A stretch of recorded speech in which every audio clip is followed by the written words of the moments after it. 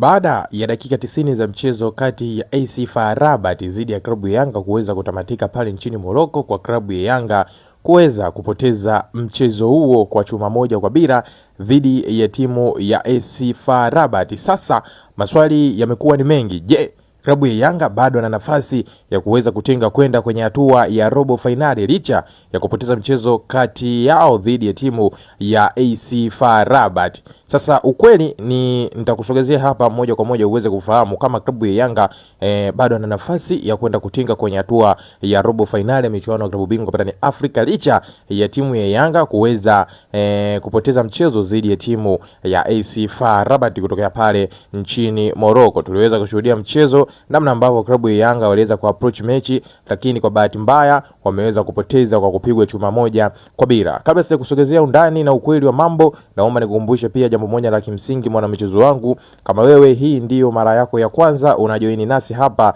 alafu bado hauja subscribe channel yetu kwa kubonyeza maneno mekundu yaliyo chini ya video hii, basi nikwambie kiukweli, mwana familia wangu na mwana michezo wangu, wewe ulikuwa unapitwa na taarifa nyingi na azile nzuri za kimichezo ambazo sisi huwa tunakusogezea wewe moja kwa moja kupitia hapa Bongo Vibe TV. Cha kufanya sasa hivi ili usiendelee kupitwa na hizi taarifa zetu zote mpya za kimichezo, cha kufanya sasa hivi swala ni jepesi kabisa, mwana michezo wangu. Hakikisha unakwenda kusubscribe channel yetu kwa kubonyeza maneno mekundu yaliyo chini ya video hii yaliyoandikwa subscribe. Baada ya hivyo, hakikisha unakwenda ku turn on notification kwa kubonyeza alama ya kengele. Kwa ukishafanya hivyo, pia wewe utakuwa ni mdau wetu wa kwanza kupata kila aina ya taarifa mpya ya kimichezo ambayo sisi huwa tunakusogezea wewe moja kwa moja kupitia hapa Bongo Vibe TV. Na kama wewe umekushaweza kusubscribe channel yetu, sasa twende kazi tukaangazie kuhusiana na kile ambacho nimeweza kukujuza hapo awali juu ya uwezekano wa klabu ya Yanga kutinga kwenda kwenye hatua ya robo finali.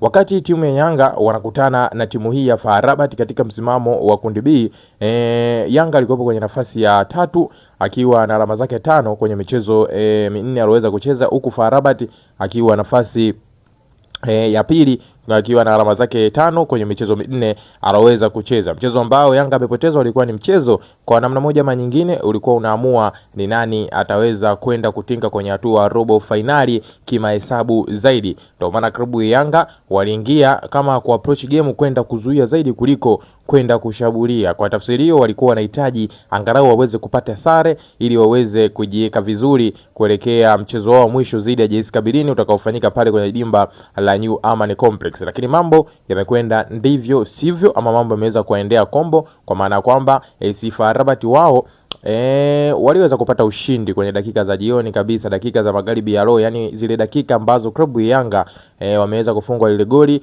hata mgonjwa ukimpa dawa hawezi kupona.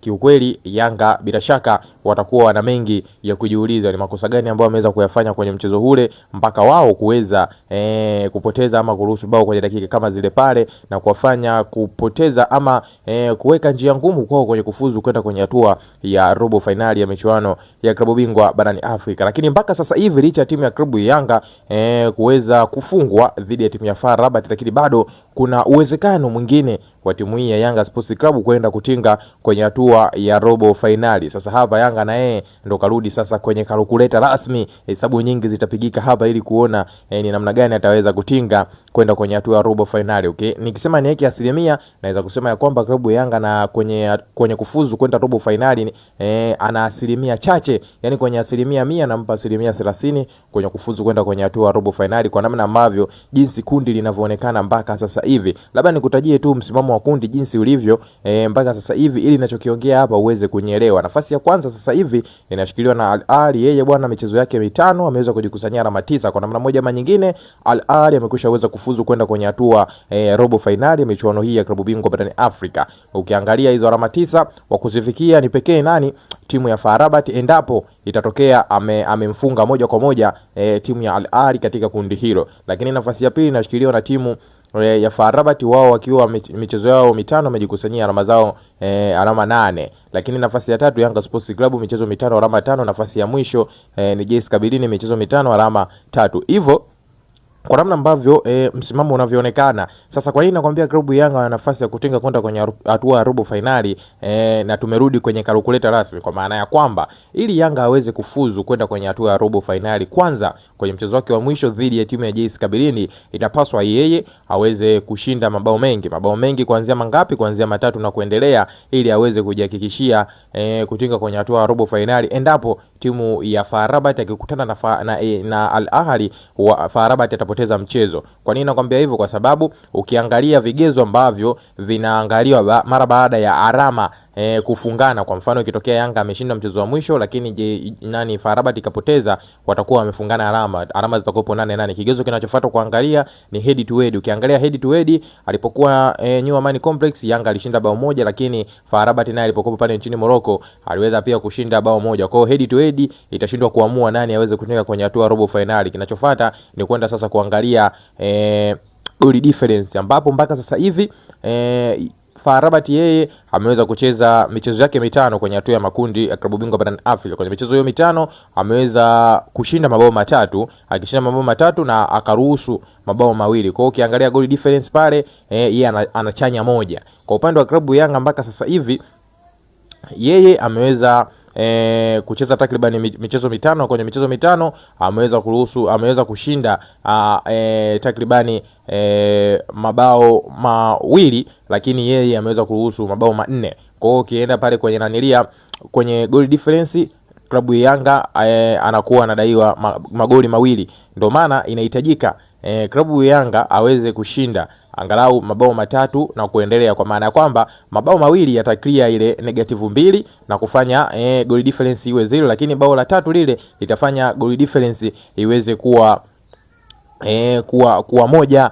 moja. Kwa tafsiri hiyo Yanga anaweza kupita kwa mtindo huo, lakini kwa kuiombea sana dua mbaya timu ya FAR Rabat yaweze kupoteza dhidi ya timu ya Al Ahly pale nchini Misri, kwa maana ya kwamba lazima FAR Rabat apoteze mchezo ili Yanga apite. Ikitokea amepata sare, bila shaka FAR Rabat anakuwa ametinga kwenye hatua robo finali, kwa maana kwamba atakuwa na alama zake 9, alama ambazo hazitafikiwa na klabu Yanga kwa namna yoyote ile. Hata ashinde magoli 200, klabu Yanga atakuwa amesha kwenye hatua ya robo finali ya michuano hiyo ya klabu bingwa barani Afrika. Lakini pia niliweza kuangalia dakika 90 za mchezo kati ya FAR Rabat dhidi ya timu ya Yanga.